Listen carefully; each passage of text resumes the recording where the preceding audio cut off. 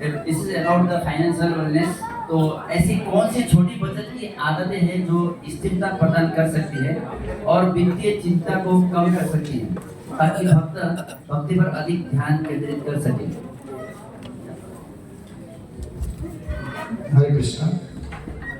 First of all, I would like to thank His Grace Ramakrishna Prabhuji and Our Grace Sachi Yashoda Mataji for having trust in me and inviting on this forum.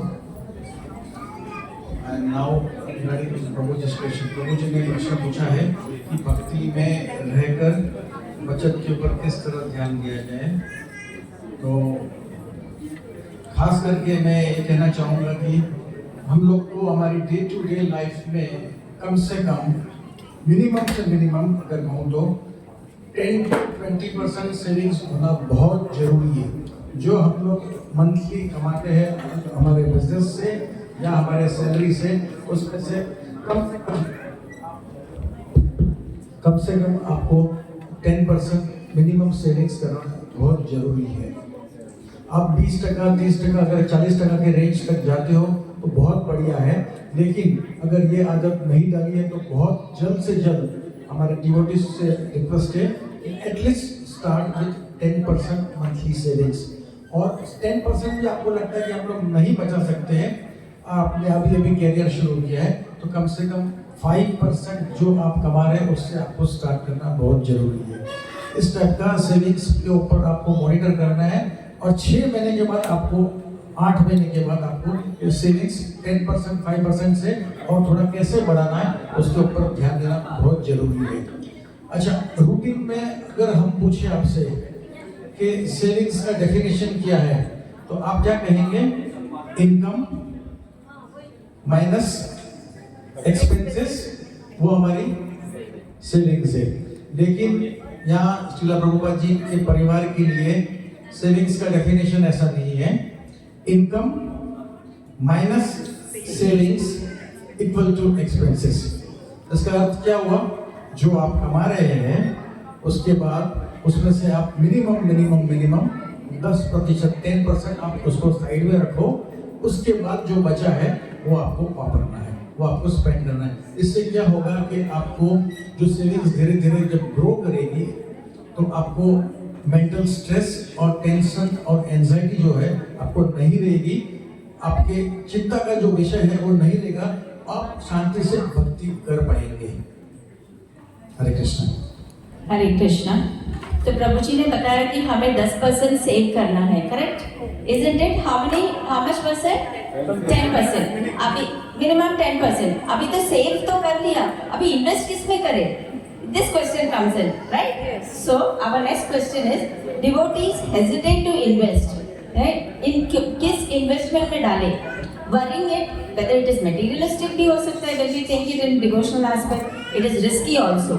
So can you please explain to us the proper investment way? For example, through mutual fund, can it actually protect our families and free our minds for spiritual service? Hindi. हरे कृष्ण। नमो विष्णुपादाय कृष्ण पृष्ठाय भूतले श्रीमते भक्तिवेदांत स्वामी निति नामिने नमस्ते सरस्वती देवी गौरवाणप्रचारिणी निर्विशेष शून्यवादी पाश्चात्य देशतारिणी। जय श्री कृष्ण चैतन्य प्रभु नित्यानंद श्री अद्वैत गदाधर शिवासादि गौर भक्तवृंद। हरे कृष्ण कृष्ण कृष्ण हरे हरे, हरे राम राम राम हरे हरे, हरे कृष्ण कृष्ण कृष्ण हरे हरे, हरे राम राम राम हरे हरे। तो ये जो सवाल था माता जी का निवेश के बारे में, तो हरिनाम करना सबसे अच्छा निवेश है। जितना ज़्यादा आप हरिनाम करेंगे उतना आपके आध्यात्मिक खाते में ये निवेश होता रहेगा और वो दिन दुगनी रात चौगनी गुण बढ़ता रहेगा। और कुछ कहने से पहले मैं हिज ग्रेस रामकृष्ण प्रभु, हर ग्रेस सची यशोदा माता जी, हिज ग्रेस अनंत गौरांग प्रभु, ये 3 भक्तों का आभार व्यक्त करना चाहता हूँ। उनकी कृपा से मैं यहाँ पे बैठा हूँ। ज़्यादा मुझे कुछ आता नहीं है, लेकिन जो भी आता है उनकी कृपा से ही है। तो माता जी का जो सवाल था, जो निवेश कहाँ पे करना चाहिए, बचत के बाद जो फिनेंशियल प्लानिंग का जो नेक्स्ट स्टेप है वो है इन्वेस्टमेंट। क्योंकि आपने जो पैसा बचाया उसको अगर आपने ऐसे ही रख दिया एक जगह पे या सेविंग्स अकाउंट पे, तो आपको लगेगा कि मे बी सेविंग्स अकाउंट का जो इंटरेस्ट है 2% या 3%, यहाँ पे तो कुछ भी नहीं मिलता यूएई में, बट इंडिया में 2% 3% मिलता है। एफडी में 7% के आसपास इंटरेस्ट मिलता है। लेकिन अगर आप सिर्फ पैसे को बैंक अकाउंट में रखते हैं तो आपको लगेगा कि हर साल 3% या 7% के हिसाब से आपका जो प्रिंसिपल अमाउंट है वो बढ़ता रहता है। लेकिन उसके साथ आपको और एक चीज़ को ध्यान में रखना है, वो है महंगाई, इन्फ्लेशन रेट इंडिया का लगभग अभी तो बहुत ही कम है, 3% के आसपास है, but on an average last 25 साल में इंडिया का जो इन्फ्लेशन रेट है वो 7% के आसपास रहता है। तो अगर आप अपने पैसे को सिर्फ बैंक अकाउंट में रखते हैं या घर पे रखते हैं तो आपका पैसा हर साल 8% के हिसाब से उसका जो वैल्यू है वो घटता रहता है। तो आपने 100 रुपये आज सेव किया और उसको सिर्फ घर पे रखा या सेविंग्स अकाउंट में रखा, तो नेक्स्ट ईयर उस 100 रुपये का वैल्यू होगा 92 या 93 के आसपास, और नेक्स्ट ईयर उससे भी कम हो जाएगा। तो जो इन्फ्लेशन है वो आपके बचत को घटाती है रोज हर साल। तो इसीलिए हमको निवेश करना चाहिए, और निवेश कहाँ पे करना चाहिए? ऐसे जगह पे, ऐसे एसेट्स में जहाँ पे आपको इन्फ्लेशन से ज़्यादा रिटर्न मिलता है। तो एसेट अगर देखा जाए तो लगभग 4-5 एसेट क्लास है। जैसे एक हो गया रियल एस्टेट यानी कि ज़मीन या घर, दूसरा हो गया गोल्ड सिल्वर जो प्रेशियस मेटल है, तीसरा हो गया आपका फिक्स्ड इनकम जैसे आपका बैंक डिपॉजिट या बॉन्ड्स है, और चौथा एक है जो जिसको इक्विटीज बोला जाता है। इक्विटी मीन्स शेयर मार्केट में पैसा लगाना। तो ये चारों एसेट क्लास में गोल्ड इन्फ्लेशन को जितना इन्फ्लेशन होता है लगभग उतना रेट में गोल्ड रिटर्न देती है, और रियल एस्टेट कुछ जगह में अच्छा रिटर्न देता है, लेकिन अगर आपका लोकेशन अच्छा नहीं है तो उसमें भी अच्छा रिटर्न नहीं मिलता। क्योंकि और एक प्रॉब्लम है जमीन के साथ कि आपका जो लिक्विडिटी है, यानी कि जमीन को जब आपको बेचना है तभी बहुत दिक्कत आती है। तो इस मामले में liquidity and rate of return के मामले में जो सबसे अच्छा एसेट क्लास है वो है इक्विटी। क्योंकि भारत में देखा गया है कि इक्विटी का रिटर्न लगभग 14 से 15% होता है हर साल का ऑन एन एवरेज। ठीक है, कभी कभी ज़्यादा होता है, कभी थोड़ा कम होता है, लेकिन एवरेज में लास्ट अगर आप 20 ईयर्स का देखेंगे तो 14 to 15% रिटर्न मिलता है। तो अगर इन्फ्लेशन 7-8% है, अगर आपका रिटर्न इक्विटी से ऑलमोस्ट 14-15% मिलता है, तो आप ऑलमोस्ट 8% से इन्फ्लेशन को मीट करते हैं। तो इसीलिए जो आपका बचत है वो अगर आप सबसे ज़्यादा रिटर्न वाले एसेट क्लास में लगाएंगे तो आपका जो बचत का पैसा है वो सिर्फ सुरक्षित नहीं रहेगा, वो हर साल बढ़ता रहेगा। तो इसीलिए हम लोगों को इक्विटी में पैसा लगाना ज़रूरी है, क्योंकि इक्विटी एक ऐसा एसेट क्लास है जो सिर्फ इन्फ्लेशन को बीट ही नहीं करता, उससे बहुत ज़्यादा रिटर्न देती है। और इक्विटी में निवेश करने के लिए जो सबसे आसान तरीका है, क्योंकि बहुत लोगों को डर लगता है कि कौन सा शेयर खरीदे क्या खरीदे, तो बिना झंझट वाला जो इक्विटी में इन्वेस्टमेंट है उसको म्यूचुअल फंड बोला जाता है। म्यूचुअल फंड एक ऐसा इंस्ट्रूमेंट है जहाँ पे बहुत सारे लोग एक साथ पैसा लगाते हैं, और उसका एक फंड मैनेजर है और उसका एक टीम होता है जो सबका पैसे को मैनेज करता है। और उसमें जो क्लाइंट होते हैं उनको ज़्यादा अपना बुद्धि का प्रयोग नहीं करना पड़ता, जो भी बुद्धि का यूज़ होता है वो फंड मैनेजर करता है, उनको सिर्फ पैसा लगाना रहता है और मार्केट जैसा रिटर्न दे रहा है उस हिसाब से उनका प्रॉफिट होता रहता है। तो इसीलिए जो आपका पैसा है, अगर आप म्यूचुअल फंड में, स्पेशली इक्विटी म्यूचुअल फंड में लंबे समय के लिए, लंबा समय का मतलब है 5 साल या 5 साल से ज़्यादा के लिए अगर आप रखते हैं तो आपको अच्छा ग्रोथ देखने को मिलता है। और अगर कोई बोलता है कि नहीं मुझे ये सब नहीं करना है, तो एक ही ऑप्शन होगा कि आपका जो एसेट है दिन प्रतिदिन उसका वैल्यू कम होता जाएगा। तो इसीलिए आपको हमेशा ऐसे एसेट में पैसा लगाना चाहिए जहाँ पे इन्फ्लेशन से ज़्यादा रिटर्न आपको मिलती है, और उनमें से सबसे अच्छा एसेट है इक्विटी, और इक्विटी में निवेश करने के लिए म्यूचुअल फंड से अच्छा कुछ नहीं है। हरे कृष्ण। बहुत धन्यवाद। तो अभी हमने देखा एक तो सेविंग, फिर उसके बाद इन्वेस्टमेंट। अब सबसे ज़रूरी प्रश्न है, सबका जो ये कॉमन प्रश्न है कि गृहस्थ जीवन में खर्च कभी कभी आय से अधिक हो सकते हैं। परिवार कौन सा सरल बजटीय तरीके अपना सकते हैं ताकि आर्थिक तनाव उनके कृष्ण भावना भाविक पारिवारिक वातावरण को प्रभावित न करे। कृष्ण ये प्रैक्टिकल प्रश्न पूछा है, क्योंकि हम लोग सब फेस करते हैं। मैं ऑडियंस से पूछना चाहूँगा, क्या हम लोग सुपरमार्केट्स, हाइपरमार्केट्स, बड़े बड़े डिपार्टमेंटल स्टोर्स में खरीदी करने जाते हैं? क्या ऐसा होता है कि शॉपिंग किया ट्रॉली भर गई, घर आए, घर आने के बाद एहसास होता है कि हमारे घर में अनवांटेड चीजें आ गई हैं? ऐसा कितनों के साथ होता है? Almost all. इसके लिए एक खास एडवाइस है हमारा, आप लोग जब भी शॉपिंग करने जाए प्लीज एक लिस्ट बना के जाइए कि ये मेरी रिक्वायरमेंट है। जब हमारे हाथ में लिस्ट होगा तो हमारा मन वहाँ पे भटकेगा नहीं, क्योंकि senses are very very volatile, उसको कंट्रोल करना बहुत जरूरी है। तो जब लिस्ट के हिसाब से हम जाएंगे, वहाँ से वही चीज़ को उठाएंगे, तो घर आके ऐसा एहसास नहीं होगा कि ये चीज़ मेरे अनवांटेड आ गई या ये लग्जरी चीज़ आ गई। At the end of the day हमारी जो भी सेविंग्स है या जो भी लक्ष्मी हमारे पास है वो कृष्ण की प्रॉपर्टी है, उसे गलत तरीके से इस्तेमाल नहीं करना है। उसके अलावा बजट बनाना बहुत जरूरी है। पूरा महीना प्रभु जी एंड माता जी जो भी एक्सपेंसेस करते हैं, राइट मंथली वाइज, कि ये स्कूल फीस दिया, ये रेंट दिया, ये ग्रोसरी दिया, ये लॉन्ड्री दिया, ये doctor expenses, make a list, total मारो, 2 महीना 3 महीने के बाद कंपेयर करो कैसे कौन से एक्सपेंसेस थे जो हम कट कर सकते थे और सेविंग्स को और बढ़ा सकते थे। ये अगर डायरी आप मेंटेन करेंगे, मेरा विश्वास करो भरपूर लाभ होगा। आज भी मेरे पास कम से कम मेरी 20 से 25 साल की लिखी हुई डायरी आज भी है।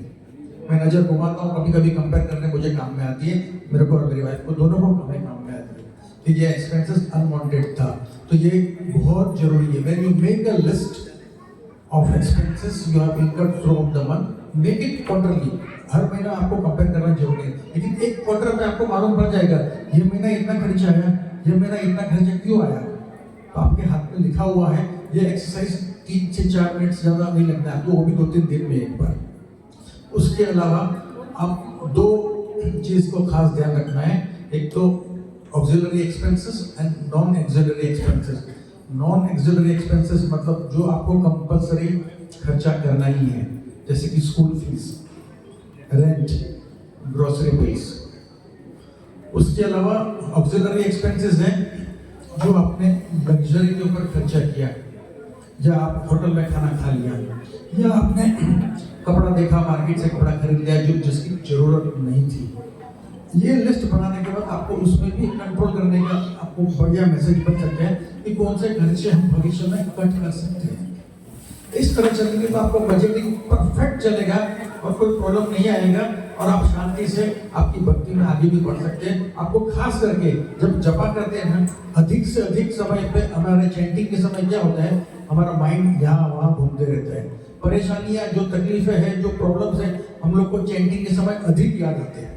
दिन भर हमारे प्रॉब्लम्स हमें याद न आते, लेकिन चैंटिंग के साथ, क्या आप लोग को चैंटिंग के समय प्रॉब्लम्स आती है, विचार आते हैं? ये बजट के हिसाब से चलेंगे तो ये चैंटिंग के टाइम जो माइंड फ्लिकरिंग है वो काफी नीचे आ सकता है। और कुछ नहीं करना। हरे Krishna. Hare Krishna. So going forward, so we heard from Prabhuji about investment, right? So what did Prabhuji say? Which is the best investment? Equity. Equity may be understood that it is mutual fund. So let us go more further with the investment, which is the most important investment, children's education. As a mother of teenagers, I know how important it is. So let us hear from Prabhuji that parents often struggle with planning for children's higher education or marriage. How can devotees plan responsibly without over-accumulating wealth and still remain peaceful in devotional life? Hare Krishna. So planning एक Benjamin Franklin जो one of the founding fathers है USA के, उन्होंने बहुत एक अच्छा comment किया था। उनका कोट है if you are failing to plan, you are planning to fail.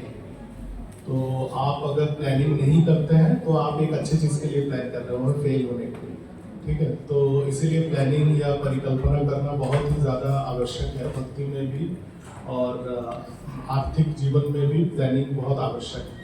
तो फिनेंशियल प्लानिंग, आर्थिक परिकल्पना जो है वो आप सीख सकते हैं, सब लोग कोशिश कर सकते हैं। आजकल पहले तो ये सीखने के लिए बहुत महंगे महंगे कोर्स करने पड़ते थे, लेकिन अभी इंटरनेट के वजह से और बहुत सारा सोशल मीडिया की वजह से बहुत ही इजीली आप जान सकते हैं आर्थिक परिकल्पना कैसे बनाते हैं और फिनेंशियल प्लानिंग कैसे करते हैं, जानना बहुत ही आसान है।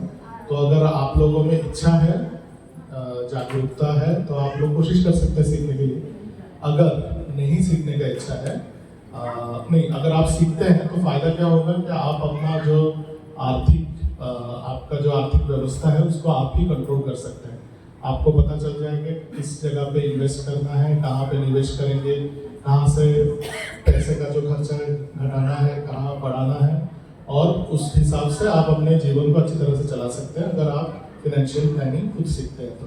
और ये कोई ऐसा कठिन विषय वस्तु नहीं है, कोई भी सीख सकता है। इसके लिए कोई प्री रिक्विजिट क्वालिफिकेशन की जरूरत नहीं। एक 13-14 साल का बच्चा भी सीख सकता है, तो एक एडल्ट तो आसानी से सीख सकता है।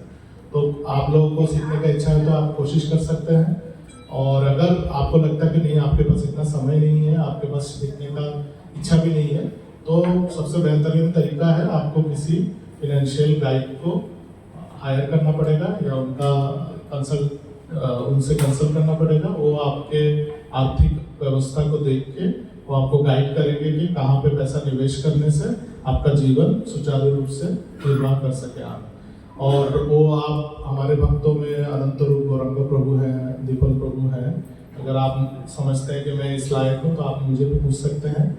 और आशा करता हूँ कि आप सब निःशुल्क ये सेवा प्रदान करेंगे। मैं तो निःशुल्क दूंगा क्योंकि मेरे पास कुछ है नहीं ज्ञान के लिए, बट कोशिश करूंगा जितना भी मैं सहायता कर सकता हूँ उतना मैं करूंगा। और अगर आप में से किसी को इच्छा है सीखने के लिए, वो भी कर सकते हैं, क्योंकि अभी कल ही आई थिंक हमारे आदरणीय प्रधानमंत्री जी ने बोला था कि किसी और के ऊपर डिपेंड करना सबसे बड़ा गलत काम है, कि किसी और देश के ऊपर निर्भर करना या किसी और चीज के ऊपर निर्भर करना अपने देश को छोड़ के। तो अगर आप खुद ही सीख जाते हैं तो आप खुद भी सेल्फ सफिशिएंट बन जाएंगे और घर वालों को भी बना सकते हैं। लेकिन अगर इनिशियल स्टेज पे हेल्प चाहिए तो जितने भी भक्त इस बारे में जिनको पता है वो लोग जरूर हेल्प करने के लिए तैयार रहेंगे। और ऐसे प्रॉपर प्लानिंग के साथ जब आप आगे बढ़ेंगे तो आपका फाइनेंशियल लाइफ बहुत ही हैसल फ्री हो जाएगा, बहुत ही आसान हो जाएगा। और सिर्फ चाइल्ड एजुकेशन नहीं, retirement planning, donation planning, everything will be arranged in this. Hare Krishna. बहुत बहुत धन्यवाद प्रभु जी। तो अब हम अगला प्रश्न ले रहे हैं डेविड। सो ऋण आज के सबसे बड़े तनाव के कारणों में से एक है। क्या आप कुछ सुझाव दे सकते हैं कि कैसे भक्त अनावश्यक ऋण से बच सकते हैं और साथ ही शिल प्रभुपाद के सादा जीवन और उच्च विचार के सिद्धांत के अनुरूप सरल जीवन जी सकते हैं? हरे कृष्ण। इसका आंसर थोड़ा ऑडियंस से लेने का कोशिश करते हैं। आप लोग कितने जन यहाँ पे जो बैठे हैं लोन का वर्ड जानते हैं? सिर्फ 2-3 जन जानते हैं लोन का वर्ड जानते हैं। अभी लोन का वर्ड जानते हैं, बस सिर्फ 5-7 जन लोन का मतलब जानते हैं। उस लोन वर्ड को उल्टा करके आप बोलिए क्या होता है? लोन को उल्टा कर दो आप अभी। न लो मतलब लोन मत लो। ये बहुत जरूरी है। और इन केस आप अगर लोन लेते भी हो तो एक चीज बहुत जरूरी ध्यान रखना है कि we divide loan into 2 categories. एक तो अच्छी लोन और एक है सिंपल भाषा में बैड लोन। अगर आपने घर के लिए लोन लिया है तो ठीक है, एक EMI आप भर रहे हो, या बच्चों के एजुकेशन के लिए या बच्चों के शादी के लिए आपने लोन लिया है, वहाँ तक ठीक है।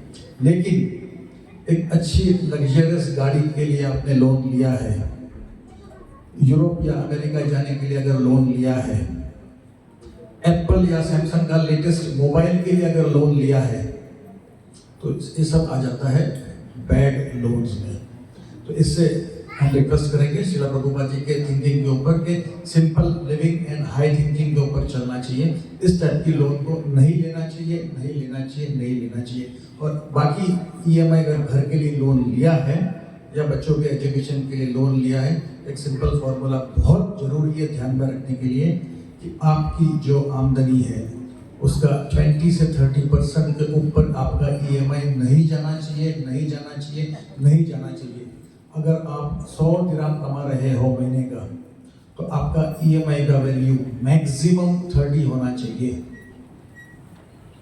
और अगेन वापस रिपीट करूंगा, 100 रुपए की आमदनी में से पहले तो आप आपका सेविंग्स का पोर्शन निकाल दो 10 दिरहम, 100 में से 10 सेविंग्स निकाल दो, 90 बचा, 90 में से 20 से 30% आपका ईएमआई होना चाहिए। इसके ऊपर का ईएमआई नहीं होना चाहिए। सेकंड, क्रेडिट कार्ड के जो आजकल चल रहे हैं शौक, उससे आपको चेतावनी दे रहा हूं कि आप उसको संभाल कर वापरो, इमरजेंसी के लिए वापरो, डे टू डे के लिए आप कोशिश करो कि मैं क्रेडिट कार्ड को अवॉइड करूं। आप अगर नियमित उसके ड्यू डेट के समय पे पैसा भर पाते हो तो ठीक है। अगर उसमें आप सोचते हो कि मैं मिनिमम 10% भरूंगा, बाकी मैं नेक्स्ट मंथ भरूंगा, it is a big trap. आप जानते नहीं कि कितना हाई लेवल का इंटरेस्ट आप भर रहे हो। And I have seen among devotees also कि यहाँ से क्रेडिट कार्ड का में एक्सपेंसेस किया, 10% भरा, और धीरे धीरे ये ट्रैप बढ़ते जाते आपको डुबा के लेगा। आपने जितना लोन लिया है उससे 10 times, 20 times, 30 times extra payment करवाएगा, आपको समझ में भी नहीं आएगा। कितना फ्रस्ट्रेशन और एंजाइटी, और कोई कोई लोगों को तो सुसाइड लेवल तक का मौका आ जाता है कि मुझे इसमें से सुसाइड कर लेना है। कोई लोग को फैमिली सब कुछ अचानक नौकरी पर एक ट्रैक में इतना कर्जा बढ़ जाता है तो उनको रातों रात यहाँ से कंट्री छोड़ के भागने की नौबत आ जाती है। वो सोचते हैं कि हम इंडिया चले जाएंगे तो बैंक वाले वहाँ नहीं पहुंचेंगे, क्योंकि इतनी लायबिलिटी बढ़ जाती है। पहले एक कार्ड से स्टार्ट होता है, फिर सेकंड कार्ड, फिर क्योंकि एक बार आपके पास एक क्रेडिट कार्ड आ गया, 2 आ गया, तो बैंक आपको ऑटोमेटिक दूसरा, तीसरी, चौथा, 5वां क्रेडिट कार्ड मिलना बहुत ईजी है। तो क्रेडिट कार्ड से आपको बचना बहुत जरूरी है, बहुत जरूरी है डिवोटीज के लिए। ये समझना चाहिए कि जो भी लक्ष्मी हम कमा रहे हैं कृष्ण की प्रॉपर्टी है। और प्रभुपाद जी का फॉर्मूला याद रखना बहुत जरूरी है, सिंपल लिविंग हाई थिंकिंग। और कुछ नहीं कहना चाहूंगा। हरे Krishna. Thank you, Prabhu. It is so very important for us to understand that credit card is a trap. You know, whenever any person calling me and telling, when I hear the word credit card, I always say thank you so much. I don't want to hear further so that we don't fall into its trap. Moving further, like we saw about investment, then the children education, then now the next question is for the senior citizens. You know, once the children get their education over, then we are aging. So then comes retirement. Right? So our next question is about retirement. Devotees often ask, how much should I save for retirement? What practical steps should one take so that in old age they are not burdened, but they can dedicate more time peacefully to bhakti? Hare Krishna. Retirement का जो calculation है वो investment planning में सबसे कठिन है, क्योंकि इसमें बहुत सारे वेरिएबल्स होते हैं। कितना साल आप जिएंगे, कितने आपका स्टैंडर्ड ऑफ लिविंग क्या है, आपका करंट लाइफस्टाइल क्या है, आपका कितना सेविंग्स ऑलरेडी आपके पास है, कितना इन्वेस्टमेंट आपने किया है, तो ये सबको कंसीडर करके उसका कैलकुलेशन होता है। कठिन है इसका मतलब ये नहीं है कि ये कैलकुलेशन कर नहीं सकते, कर सकते हैं, बट ये पर्सन टू पर्सन वेरी करता है। तो यूनिवर्सल कुछ आंसर इसका है नहीं कि रिटायरमेंट का प्लानिंग कैसे कर सकते हैं। हर जन का रिटायरमेंट प्लानिंग अलग अलग हो सकता है। अभी जिनके पास ऑलमोस्ट मिलियंस ऑफ डॉलर्स है उनका रिटायरमेंट प्लानिंग अलग होगा, और जिनके पास $1000 है उनका रिटायरमेंट प्लानिंग अलग होगा, और उनका एज क्या है, उनका गोल्स क्या है, उसके ऊपर डिपेंड करता है। लेकिन अगर ओवरऑल कुछ स्टेप्स हम लोग लेना चाहते हैं तो पहला स्टेप ये है कि कोशिश करिए आपका जो खर्चा है जितना कम हो सके उतना अच्छा है। अगर जैसे प्रभु जी ने स्टार्टिंग में बताया कि हर महीने मिनिमम 10% आपका जो इनकम होता है उसको सेव करिए और उसको इन्वेस्ट करिए, यानी कि उसको बचत करिए और उसका निवेश करिए। लेकिन जो लोग कर सकते हैं, स्पेशली जब आपका कैरियर शुरू करते हैं 20-25 साल की उम्र में, तब आपका सैलरी कम होता है। लेकिन जैसे ही आप 40 का उम्र क्रॉस करते हैं, 40 से 60 साल के बीच में आपका सैलरी सबसे ज़्यादा होता है, क्योंकि तब आप एक्सपीरियंस बन जाते हैं, आपका स्किल डेवलप होता है, उस टाइम पे आप ज़्यादा परसेंटेज सेव कर सकते हैं। तो हमारे एक प्रभु जी हैं, उनका नाम है हिज ग्रेस आनंद वृंदावन प्रभु, वो बॉम्बे से हैं। वो एक म्यूचुअल फंड डिस्ट्रीब्यूटर है। तो उन्होंने बताया था कि जब उन्होंने अपना कैरियर शुरू किया था, तब वो 20-25% सेव करते थे, लेकिन उनका जब कैरियर एंड हो रहा था उस टाइम तक वो ऑलमोस्ट 75% उनका इनकम सेव करते थे। दैट मीन्स अगर वो 100 रुपये कमाते थे तो 75 रुपीज़ वो इन्वेस्ट करते थे। तो ये करना संभव है। मैंने कुछ भक्तों को देखा है पर्सनली जो लोग करते हैं, और कुछ हद तक मैं भी उस लेवल पे ही मैं सेव करता हूँ। तो जिनसे हो नहीं रहा है, एटलीस्ट 20% 10% से शुरू करिए और इरादा रखिए कि उसको बढ़ाना है हर महीने। फिर अगर आप बहुत ही यंग है तो स्किल डेवलप करने की कोशिश करिए ताकि आपका इनकम बढ़ सके, क्योंकि आजकल स्किल डेवलपमेंट करने का बहुत बंदोबस्त है। आप अपना स्किल डेवलपमेंट करिए और आपका इनकम बढ़ा सकते हैं। और फिर जो आपका और एक चीज़ जो इम्पोर्टेंट है रिटायरमेंट के बारे में, क्योंकि ये भारत में ऐसा देखा गया है, अगर आप किसी लाइक 50-60 साल की उम्र के किसी व्यक्ति को पूछेंगे कि आपका रिटायरमेंट का क्या बंदोबस्त है, तो लोग नॉर्मली ये जवाब देते हैं। आई होप आप लोग ऐसा नहीं बोलते हैं, बट जो लोग भक्ति में नहीं है लोग ऐसा बोलते हैं कि रिटायरमेंट की क्या जरूरत है, मेरे बच्चे हैं ना, वही मेरा रिटायरमेंट है। तो आप में से कोई ऐसा सोचता है क्या? अगर सोचता है तो हाथ ऊपर करिए। कोई सोचता है कि रिटायरमेंट बच्चों का जिम्मेदारी है? किसको लगता है ऐसा? नहीं है ना? हाँ, ये एक्चुअली किसी का जिम्मेदारी नहीं है, आपका ही जिम्मेदारी है। बच्चों का जिम्मेदारी है हरिनाम करना, और बच्चों को पढ़ाना आपका जिम्मेदारी है। बच्चे आपका रिटायरमेंट का जिम्मेदार नहीं है। तो हमारे म्यूचुअल फंड डिस्ट्रीब्यूटर हैं, उनका नाम है, वो भक्त नहीं है बट अच्छा ज्ञान रखते हैं, उनका नाम है गजेंद्र कोठारी। यूट्यूब में उनका बहुत सारा वीडियो है। तो वो बताते हैं कि जब आप अपना इन्वेस्टमेंट जर्नी शुरू करते हैं तो आप अपने बच्चे के लिए इन्वेस्ट करते हैं। जैसे आजकल छोटे छोटे बच्चों के लिए भी आप म्यूचुअल फंड में SIP सिस्टमेटिक इन्वेस्टमेंट शुरू कर सकते हैं। तो जब आप इन्वेस्टमेंट शुरू करते हैं, सोचिए आपके घर में 2 बच्चे हैं, तो आपने दोनों बच्चों के पढ़ाई के लिए और बाकी सब चीज़ों के लिए एक SIP शुरू किया। तो आप सोचिए कि आपके 2 नहीं, आपके 3 बच्चे हैं, तो तीसरा बच्चे के लिए भी आपको SIP करना है, जो एक्चुअली आपका रिटायरमेंट है। ठीक है, बाकी 2 बच्चे आपको धोखा दे सकते हैं, लेकिन तीसरा बच्चा आपको कभी धोखा नहीं देगा। ठीक है, तो SIP एक रिटायरमेंट के लिए करिए जो सिर्फ आपके लिए हो और आपके पत्नी के लिए, या वाइस वर्सा, और उससे आपका जीवन अच्छी तरह से कटेगा। लेकिन ऑब्वियसली इसके लिए प्लानिंग चाहिए, और वो इंडिविजुअल प्लानिंग होता है, यूनिवर्सली होता है। बट जितना हो सके बचत करिए, जितना ज़्यादा बचत करेंगे उतना आपका रिटायरमेंट आसान हो जाता है। और अगर आपको थोड़ा कैलकुलेशन चाहिए, ऐसे ओवरऑल कैलकुलेशन कि कितना रिटायरमेंट के लिए कितना पैसा चाहिए, अगर आप कोई भी इक्विटी म्यूचुअल फंड में इन्वेस्ट करते हैं तो आपको 14 से 15% रिटर्न मिल जाता है भारत में। तो अगर आपका मंथली खर्चा सोचिए 1 लाख रुपए, तो आपका ईयरली खर्चा होगा 12 लाख रुपए। तो आपका ईयरली खर्चा जो है वो होगा आपका बेस रिटायरमेंट कैलकुलेट करने के लिए। तो अगर आप आपके ईयरली एक्सपेंस का 18 गुना यानी 18 टाइम्स आपके पास है तो आप रिटायरमेंट ले सकते हैं। लेकिन इस सिचुएशन में 18 गुना जो पैसा है वो 70 साल तक खत्म हो जाएगा। तो अगर आप श्योर है कि 70 साल में आप चल बसेंगे तो 18 गुना पैसे से आपका काम चल जाएगा। साल का जितना खर्चा है उसका 18 गुना। लेकिन अगर आपको चाहिए कि नहीं, मैं शायद 100 साल तक जीऊंगा क्योंकि मैंने अच्छी तरह से रिटर्न किया है और भगवान भी मेरे ऊपर प्रसन्न है, तो जल्दी बुलाएंगे नहीं मुझे, तो उस टाइम पे आपको मिनिमम 25 गुना ज्यादा सेव करना चाहिए कैपिटल। यानी कि 1 साल का जितना खर्चा होता है उसका 25 गुना वो सेव करेंगे तो आपका जीवन जितना चलेगा वो उतना दिन तो चलेगा ही, बस कुछ पैसा शायद आप घर वालों के लिए छोड़ के जा सकते हैं। ठीक है, और अगर आप ज्यादा सिक्योर महसूस करना चाहते हैं तो आपका जो ईयरली एक्सपेंस है उसका 35 टाइम्स अगर आप सेव करते हैं और किसी इक्विटी म्यूचुअल फंड में लगाते हैं तो आपका जो पैसा है जितना आपने प्रिंसिपल जमा किया है वो भी खत्म नहीं होगा। सिर्फ इंटरेस्ट से ही आपका रिटायरमेंट चल रहा है। तो अगर 35 टाइम्स आप जमा कर सकते हैं तो आपको किसी चीज़ का टेंशन लेने की जरूरत है। ये एक सीधा नॉर्मल हिसाब है, पर ये करना बहुत ही मुश्किल है। अगर आप ठीक से प्लान करेंगे तो करना है। अरे वो बहुत बहुत धन्यवाद थोड़ी जी। तो जो भी हमको अभी यहाँ पे नॉलेज मिल रहा है ये बहुत ही हाई लेवल का है और सबके लिए, हम सबके जीवन के लिए बहुत ही विशेष है। तो इतना तैयारी करने के बाद में भी और इतना सेविंग के बाद, इतना इन्वेस्टमेंट बाद, इतना तैयारी के बाद में कभी कभी हम देखते हैं कि और एक चीज में कोई लोग जो चूक जाते हैं। वो प्रश्न क्या है, ये है कि कभी कभी अचानक बीमारियां या दुर्घटनाएं अचानक होकर आती है।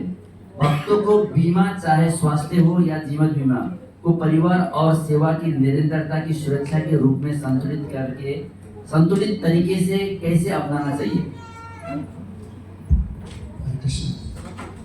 ये इस टाइप के इमरजेंसी सिचुएशंस के लिए, और आप लोग सब लोग जानते हैं कि आज के तारीख में आयुष्य की कोई गारंटी नहीं है कि 80, 85, 90 तक गारंटी से जिएंगे। आजकल 40 पे भी हार्ट अटैक्स आ जाते हैं। यहाँ पे तो डॉक्टर सब बैठे हैं। 40 पे, 45 पे, 50 पे उसका कोई वो नहीं है। अब पहले तो सिर्फ हार्ट अटैक सुनते थे, आज की तारीख में हम लोग ने और सुनना शुरू किया है स्ट्रोक। तो उसके लिए इंश्योरेंस बहुत ज़रूरी है और मेडिकल इंश्योरेंस ज़रूरी है, लाइफ इंश्योरेंस भी ज़रूरी है। लेकिन लाइफ इंश्योरेंस सिर्फ जो ब्रेड अर्निंग मेंबर आपके परिवार का है, सिर्फ उसका ही होना चाहिए। आपके पास इंश्योरेंस के एजेंट्स आएंगे और लालच देंगे कि ये इंश्योरेंस ले लो, हस्बैंड वाइफ का, बच्चों का इंश्योरेंस ले लो। ज़रा सिंपल क्वेश्चन है, अगर आपकी पत्नी हाउस वाइफ है तो उसका इंश्योरेंस की जरूरत नहीं है, because you are not depending on your wife and children are depending on you. तो जो ब्रेड अर्निंग मेंबर, जो व्यक्ति कमा रहा है, उसका ही इंश्योरेंस लेना चाहिए। वाइफ का, बच्चों का लोग इंश्योरेंस लेते हैं, क्यों? ब्रोकर ने बोला, इंश्योरेंस एजेंट ने बोला। तो आप एक टाइप से आपकी सेविंग्स को वेस्ट कर रहे हैं। बच्चों का इंश्योरेंस का क्या मतलब? भगवान ना करे, इफ गॉड फॉरबिड, अगर बच्चों को कुछ हो जाता है तो उनके इंश्योरेंस पॉलिसी से आपको कुछ लाभ होना है?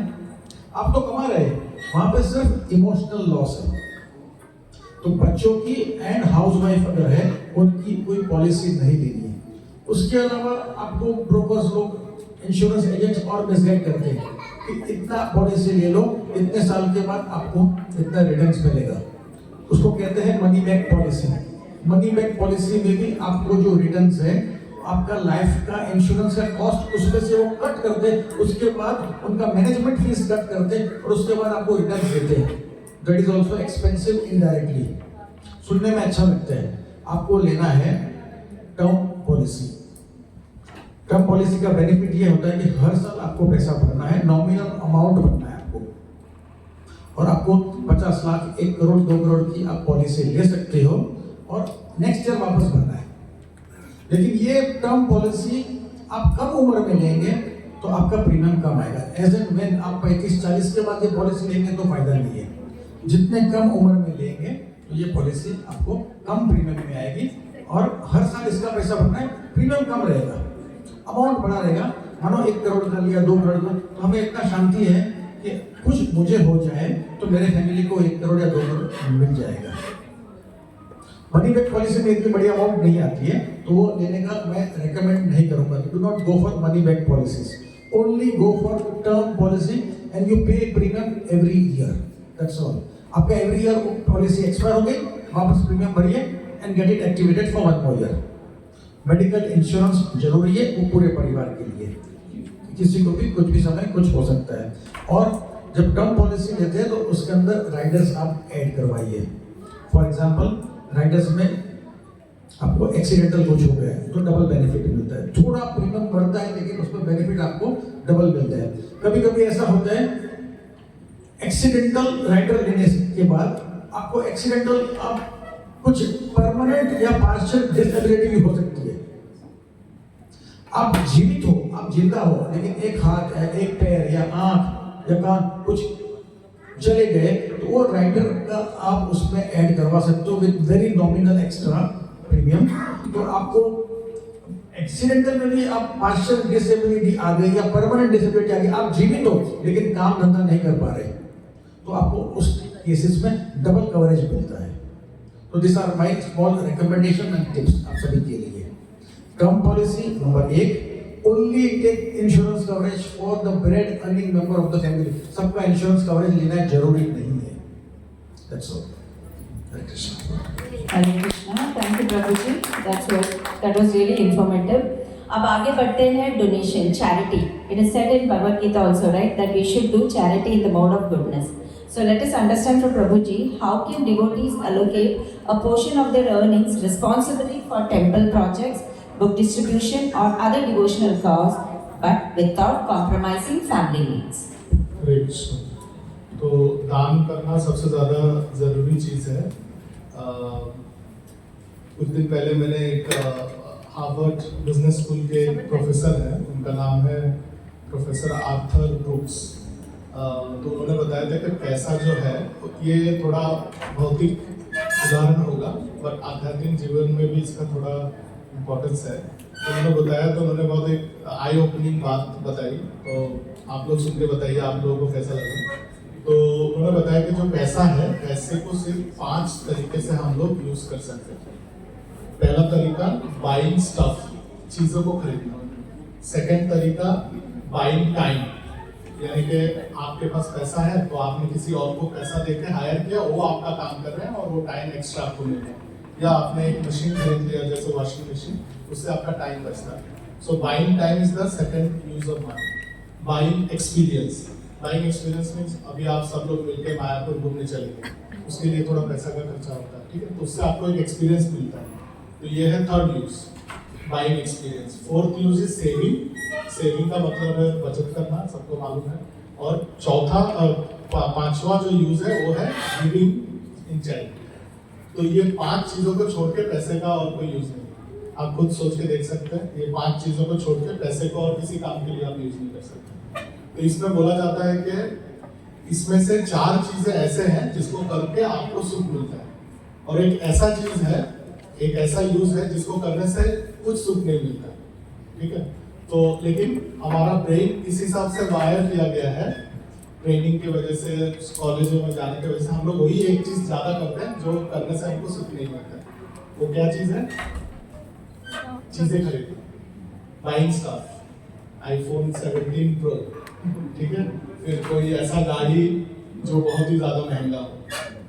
नॉर्मल गाड़ी से आपका काम चलता है, लेकिन बहुत ज्यादा महंगा गाड़ी खरीदना, क्योंकि जब आप स्टफ खरीदते हैं, ऑब्जेक्ट खरीदते हैं, वो आपको हैप्पीनेस नहीं देता।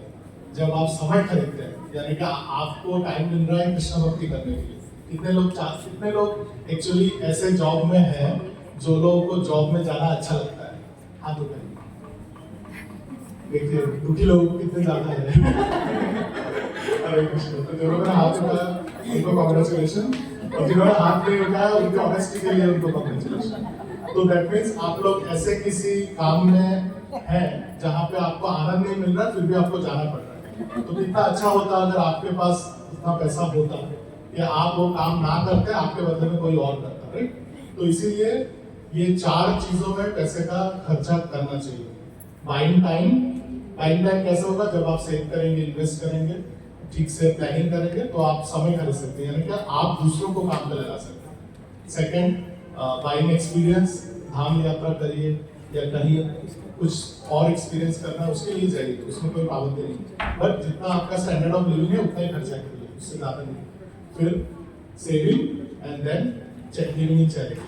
तो फिर ये जो प्रोफेसर आर्थर ब्रुक्स है, उन्होंने ये भी बताया कि ऐसा देखा गया है कि जो लोग सबसे ज़्यादा चैरिटी में पैसा देते हैं, साइंटिफिकली डेटा ड्रिवन जो रिसर्च हुआ है उससे पता चला है कि इनके पास ही सबसे ज़्यादा इनकम होता है।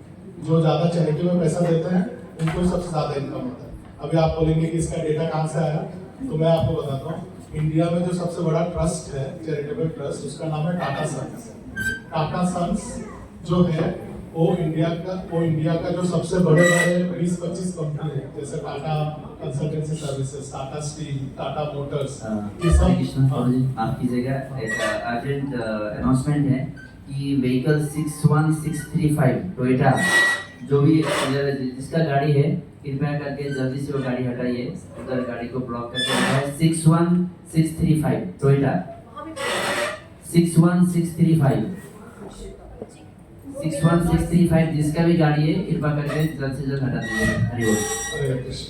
ये भी एक उदाहरण है कि अगर कोई और होता जो ये काम कर सकता है तो आपको नहीं जाना पड़ता ये गाड़ी हटाने के लिए, इसीलिए समय खरीदने की कोशिश करिए पैसे से।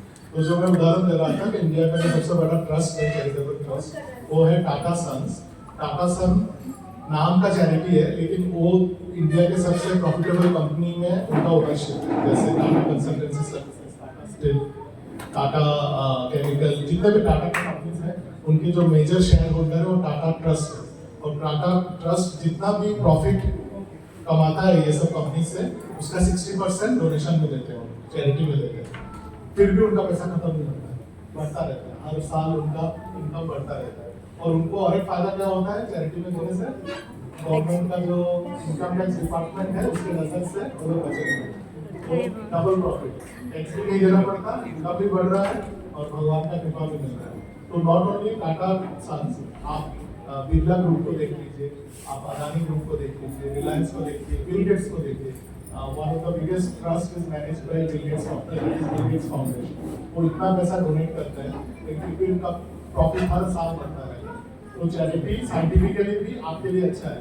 अगर आपको आपका इनकम बढ़ाना है तो चैरिटी में देना चाहिए। और सबसे अच्छा जगह कौन सा है चैरिटी में देने, वो है श्रील प्रभुपाद का मिशन। श्रील प्रभुपाद के मिशन में जब आप डोनेशन देंगे तो कृष्ण भक्ति का प्रचार होगा, और कृष्ण भक्ति का प्रचार होगा तो पूरे दुनिया में जो अशांति है वो धीरे धीरे कम होगी, और उससे भगवान कृष्ण का कृपा भी आपके ऊपर बरसेगा और आपका उन्नति होगा। तो इसीलिए चैरिटी में पैसा देना बहुत ही ज़्यादा जरूरी है। लेकिन पैसा देंगे कब, जब आपके पास एक्स्ट्रा पैसा है तब, क्योंकि जब आपका खर्चा है वही अगर आपका पूरे महीने का सैलरी लेके चला जाता है तो आप कहाँ से चैरिटी देंगे। तो कोशिश करिए कि छोटे अमाउंट से शुरू करिए। अगर आप जैसा प्रभु जी ने बताया कि 10% सेव करना चाहिए महीने का जो इनकम है, तो आप कोशिश करिए, अगर आपके पास ज़्यादा इनकम है तो आप ज़्यादा अमाउंट भी डोनेट कर सकते हैं। लेकिन अगर आप फिनेंशियली थोड़ा सा स्ट्रेस्ड है तो 1% से शुरू करिए। आपका इनकम अगर 100 रुपये है, 1 रुपये दान करने की कोशिश करिए हर महीने, तो उसको नित्य सेवा बोला जाता है। तो नित्य सेवा में जब आप कोई भी मंदिर में या इस्कॉन के प्रोग्राम में डोनेट करते हैं तो धीरे धीरे आपका उत्साह बढ़ता है, और भगवान को जब आप डोनेशन देंगे तो भगवान भी रिटर्न में आपको 4 गुना ज़्यादा देंगे, तो उससे आपका इनकम और बढ़ेगा और आपको और देने का मन करेगा। इसलिए चैरिटी करना बहुत ज़रूरी है। और आपके आसपास बहुत सारे भक्त हैं जो लोग इस बारे में आपको गाइड भी कर सकते हैं। सो यही बोलना चाहता हूँ। हरे कृष्ण। हरि बोल, जय हो। तो बहुत धन्यवाद प्रभु जी।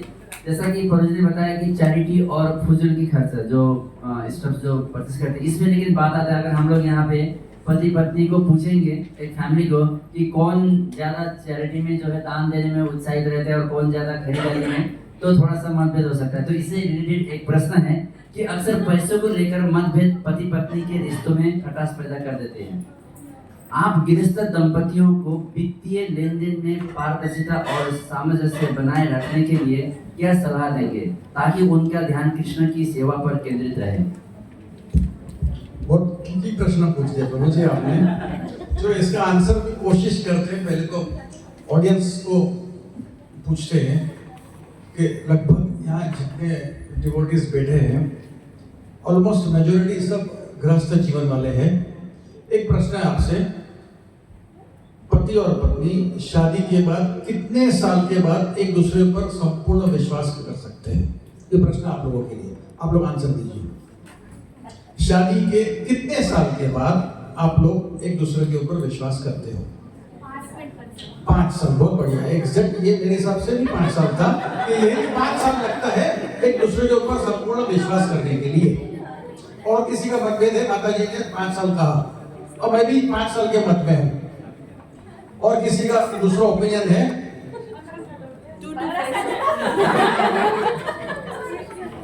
माइक दिखाओ मैं आपको वहां पे।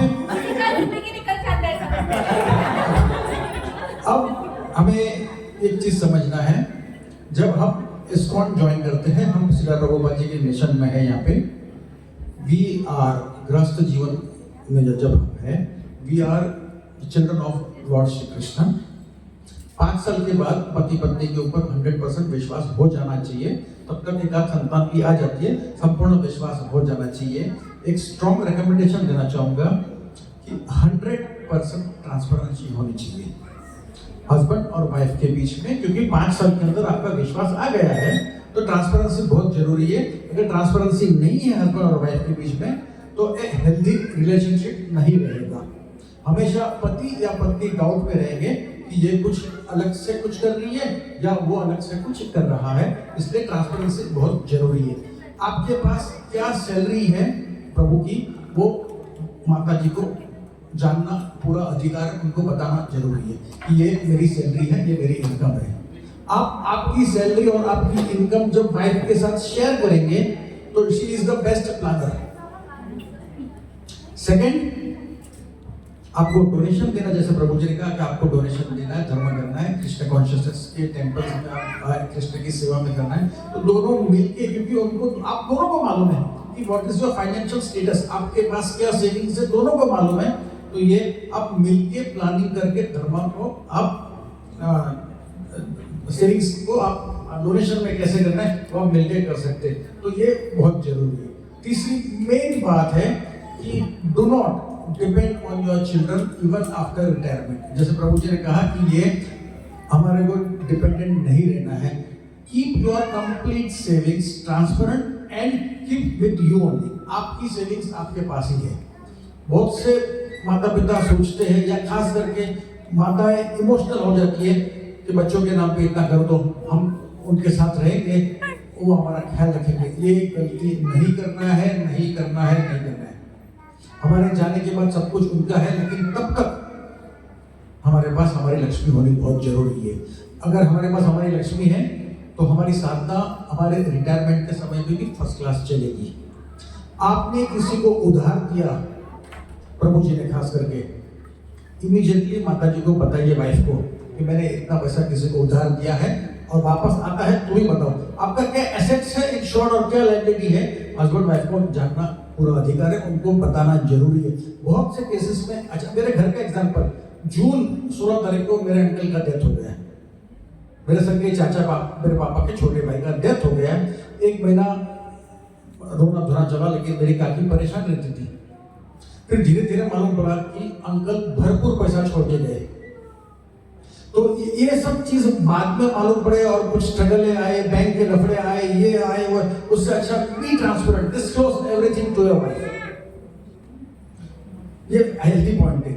उसके अलावा एक मुख्य बात, यहाँ पे अगर प्रभु जी को अनटाइमली डेथ होता है in this country, not in India, India में अगर प्रभु जी का डेथ हो गया तो बाय डिफॉल्ट उनके पैसे उनकी पत्नी को और बच्चे को ट्रांसफर हो जाते हैं। लेकिन यहाँ पे प्रभु जी का डेथ हुआ तो डेथ होने पे आपको मालूम है पासपोर्ट कैंसिल होता है। पासपोर्ट कैंसिल करने के पहले आपका वीजा कैंसिल होता है। जब वीजा कैंसिल होने के लिए जब इमिग्रेशन वाले वीजा कैंसिल करते हैं, इमीडिएटली एक मैसेज जाता है सेंट्रल बैंक में कि फलाना फलाना व्यक्ति has passed away, he has died. Immediately central bank के थ्रू उसके सारे अकाउंट्स फ्रीज हो जाते हैं। एंड वाइफ सोचती है कि मेरे हस्बैंड का अभी पैसा मैं निकालूं तो she can not withdraw because the accounts are freezed. कम से कम 6 से 8 महीना लगेगा उसको पैसा निकालने के लिए। अब आप सोचिए अगर हस्बैंड का डेथ, अनटाइमली डेथ यहाँ पे हो गया है, वाइफ 6-8 महीना without job, can she survive? Devotees का एसोसिएशन है तो ठीक है 1 महीना 2 महीना, लेकिन 6-8 महीना बहुत मुश्किल है। इसलिए एक रिकमेंडेशन है, अगर आप आपकी सेविंग्स यहाँ पे इकट्ठा कर रहे हो तो please arrange as soon as possible a will for your family. अगर विल दुबई कोर्ट या अबू धाबी कोर्ट दोनों से आप कहीं से भी आप अटेस्टेशन करवा सकते हो, then in that case account freeze भी हो गया तो अनफ्रीज इमीडिएटली होगा, because in that will you have mentioned कि मेरे डेथ के बाद मेरा पूरा पैसा मेरी वाइफ को जाएगा। तो उस समय ज्यादा तकलीफ नहीं होगी। इमीडिएटली वाइफ को, बिकॉज बिल में स्पेसिफाई किया है और दुबई कोर्ट या अबू धाबी कोर्ट ने उसको अटेस्टेड किया है।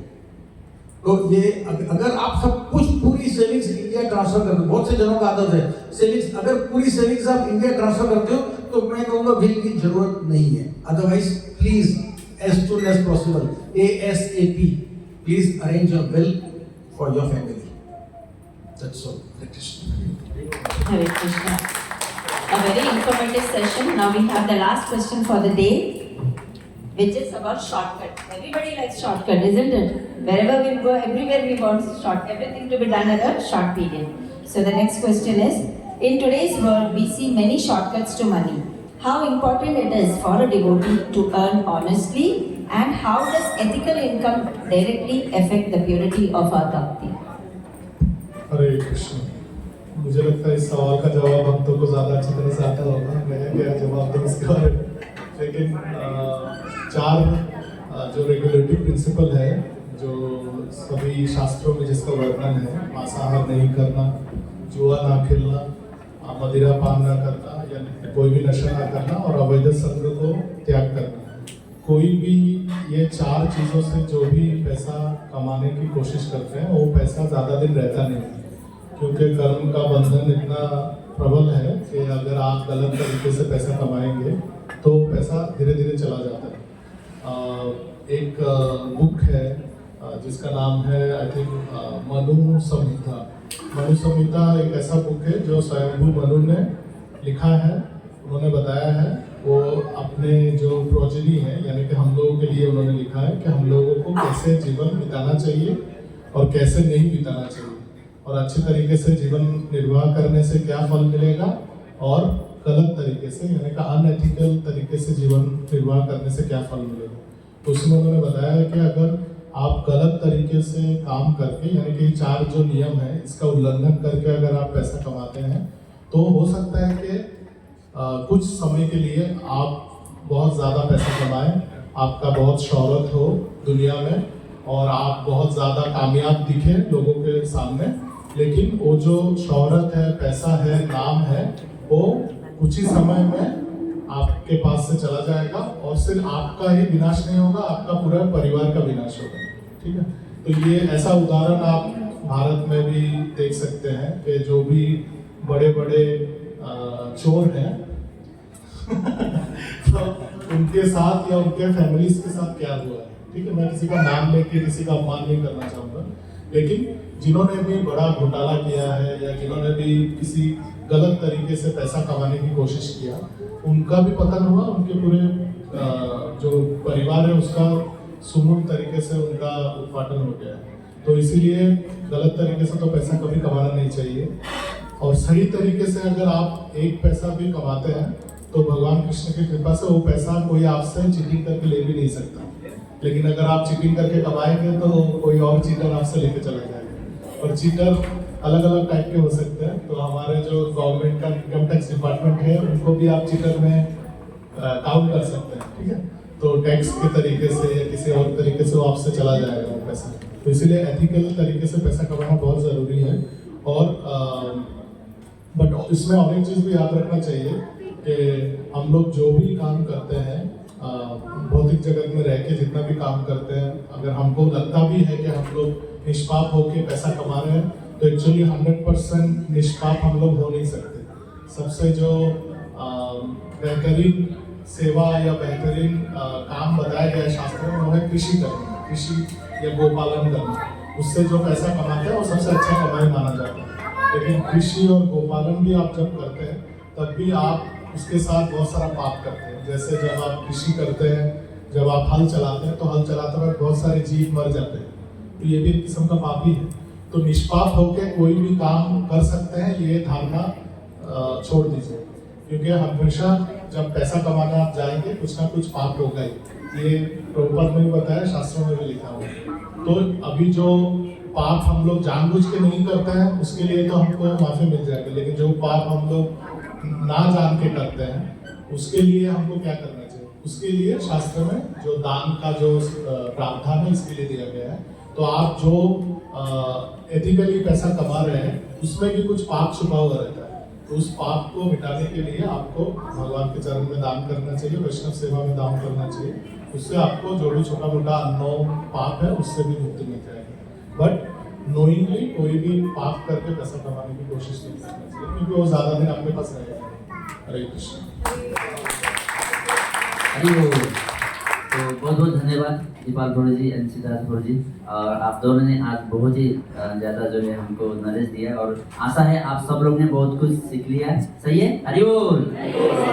तो अभी आप सबका बहुत सारे प्रश्न होंगे, लेकिन समय के पाबंदी के कारण हम आपसे आज यहाँ पर सब क्वेश्चन का आंसर नहीं दे पाएंगे, लेकिन क्वेश्चन जरूर लेंगे, क्योंकि आप सब लोग अभी तक का सेशन से जितना भी आपका मन में प्रश्न है, आप लोग प्लीज कृपा करके नोट करके रखिए, क्योंकि इस प्रकार का जो है कार्यक्रम अगर यहाँ पे आंसर नहीं भी दे पाता है तो आप लोग क्वेश्चन लेके अपने अपने भक्ति विषय क्लास में ये प्रश्न को रख सकते हैं अपने अपने शिक्षकों के पास, ताकि हम फिर से कंसर्न टीम से डिस्कस करके आपका जो क्वेश्चन का आंसर हम भक्ति विषय क्लास में देंगे। तो अगर कोई नया भक्त यहाँ पे आए हैं तो उनका जानकारी के लिए मैं ये बता रहा हूँ कि शारदा में हर एक फ्राइडे सैटरडे संडे 3 दिन अलग अलग घर में जो है भक्ति विषय क्लास चलती है। तो ये ग्रुप जो है अपना बहुत सारा लैंग्वेज में क्लास हो रही है, तो आप लोग यहाँ पे किसी डिवोटी के साथ संपर्क करके इस भक्ति विषय क्लास में ज्वाइन कर सकते हैं, और इस प्रकार का जो भी प्रश्न है और वो प्रश्न का उत्तर भी आपको मिलेगा, और कृष्ण भावनामृत का संग भी प्राप्त कर सकते हैं। तो अभी हम अगला सेशन में जाने से पहले एक बार हिज ग्रेस दीपाल प्रभु जी और हिज ग्रेस सिद्धार्थ प्रभु जी के उन दोनों के लिए सब लोग हरे कृष्णा महामंत्र से 3 बार हरे कृष्णा महामंत्र से प्रार्थना करेंगे। Hare Krishna Krishna Krishna Hare Hare, Hare Ram Ram Ram Hare Hare, Hare Krishna Krishna Krishna Hare Hare, Hare Ram Ram Ram Hare Hare, Hare Krishna Krishna Krishna Hare Hare, Hare Ram Ram Ram Hare Hare. Just want to add one thing जो हमारे ओजस्वी प्रभु ने बताया, एक और पॉइंट मुझे ऐड करना चाहती हूँ। जिनको भी इस तरह के डाउट्स हैं हम इस तरह से भी कर सकते हैं, ये जो हमारे एक्सपर्ट्स हैं हम उनको अपने भक्ति विक्षा में एक सेशन उनको करवा सकते हैं। और एक्चुअली हमारा नेक्स्ट स्टेप ये है कि हम पूरा एक दिन के लिए पूरा एक कंप्लीट एक वेलनेस का एक फाइनेंशियल का इस तरह से भी हम करने वाले हैं। तो आप जो भी आज देख रहे हैं इस तरह से एक ट्रेलर जैसा कि ये सब एस्पेक्ट्स है करके, बट लाइक प्रभु rightly said we can invite these wonderful experts and they can guide us. We can do in our individual bhakti vikshas also. निशुल्क करेंगे ना प्रभु जी? free. So I invite Madhavendra Karna Prabhu to please honor our esteemed panelists, Siddharth Pritam Mohuri Prabhu and Deepak Prabhu for enlightening us and guiding us. Hare